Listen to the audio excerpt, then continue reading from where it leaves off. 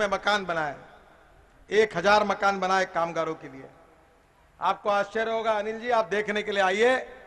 Plot से 400 रुपए square feet के भाव से मैंने 170 मकान 1 साल के पहले दिए, और अभी 550 मकान केवल 580 रुपए स्क्वायर फीट विथ प्लॉट मैंने 650 कामगारों को दिए। बुटी बोरी करके एशिया का सबसे बड़ा इंडस्ट्रियल एरिया है, वहां मकान बना कर दिए, सीमेंट कंक्रीट के मकान बना कर दिए।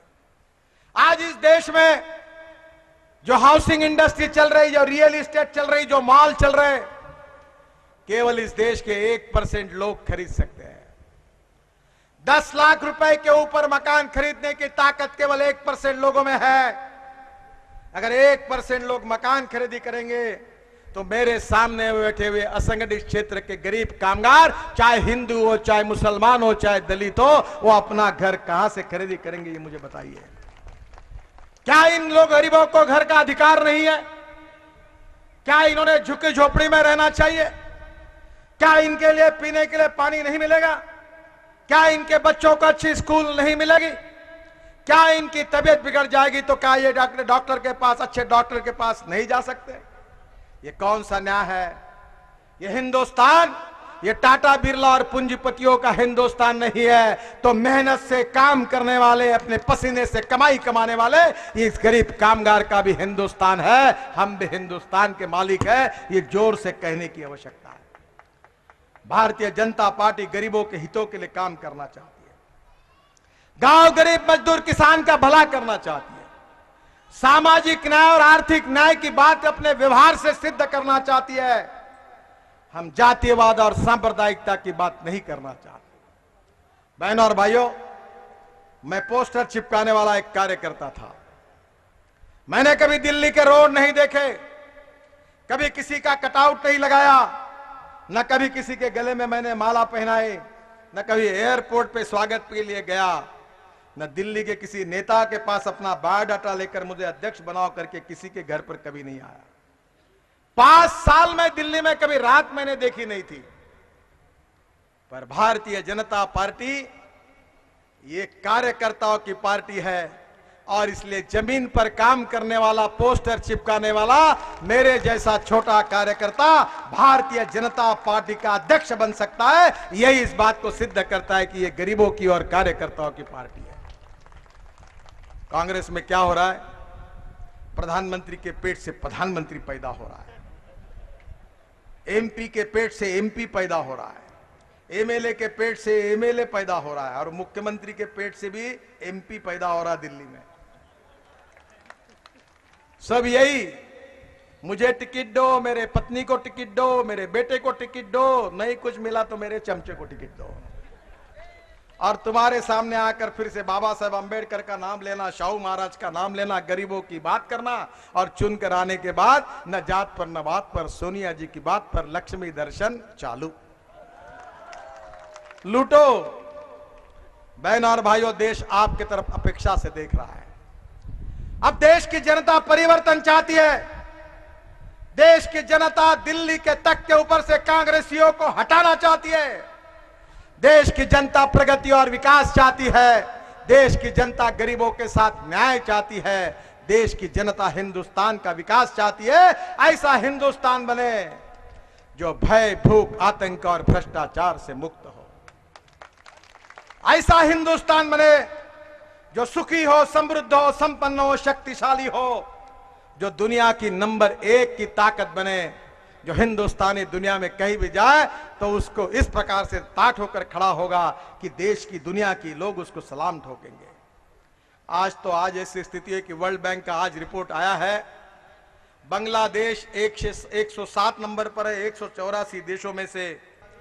आपको मैं बहुत बहुत अभिनंदन करता हूं, क्योंकि मैं जमीन पर काम करने वाला कार्यकर्ता हूं। मुझे हवा में तैरने वाले लीडर पसंद नहीं है। मैंने भारतीय जनता पार्टी के 850 सदस्य बनाए, और मैं जिस लोकसभा क्षेत्र से चुनाव लड़ने वाला हूं वहां देश में सबसे ज्यादा 3,08,000 पार्टी के सदस्य बने हैं।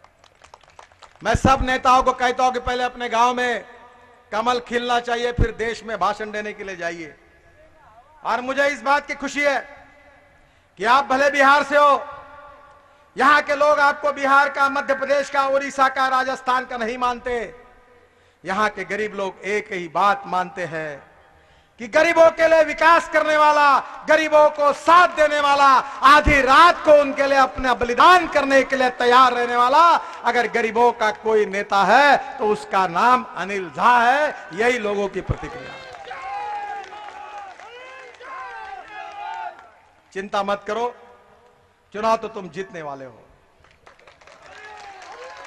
ये जनता की ताकत, ये जनता का समर्थन, चुनाव तो जीतोगे। पर विजय जी, चुनाव जीतने के बाद ऐसे अच्छे लोगों को आगे अच्छा काम करने का भी मौका जरूर मिलना चाहिए, और अच्छा मौका मिलेगा तो आज उन्होंने एक विधानसभा क्षेत्र में अच्छा काम किया। अनिल झा, अगर आपको ताकत मिलेगी तो आप दिल्ली में भी इससे भी अच्छा दिल्ली में काम कर सकते हैं। मैं उम्मीद रखता हूं कि दिल्ली में भारतीय जनता पार्टी का शासन आएगा।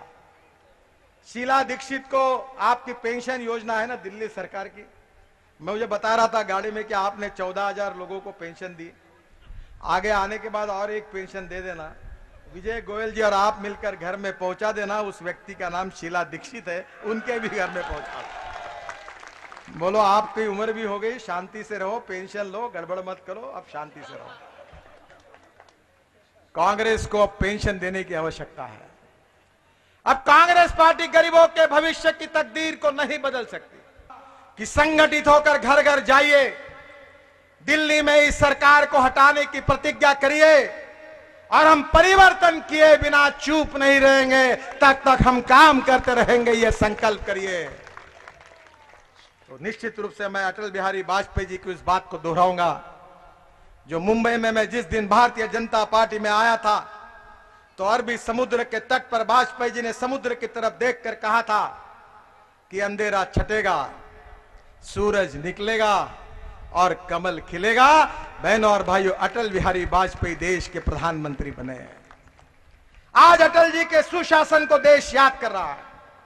अटल जी का आशीर्वाद, अटल जी की प्रेरणा हमारे साथ है। और आज मैं आपको संकल्प से कहना चाहता हूं कि हम गरीबों की गरीबी दूर करना चाहते हैं, बेरोजगारों को रोजगार देना चाहते हैं, गरीबों को अच्छे अस्पताल देना चाहते हैं, और हमारे गरीब भाइयों को रोटी खिलाना चाहते हैं। हम देश में सामाजिक आर्थिक परिवर्तन करना चाहते हैं। यही भारतीय जनता पार्टी का विचार है।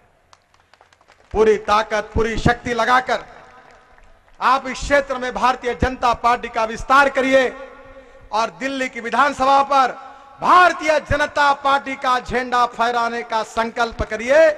यही आपसे आह्वान करता हूं। बहुत बहुत धन्यवाद। भारत माता की, भारत माता की, भारत माता की।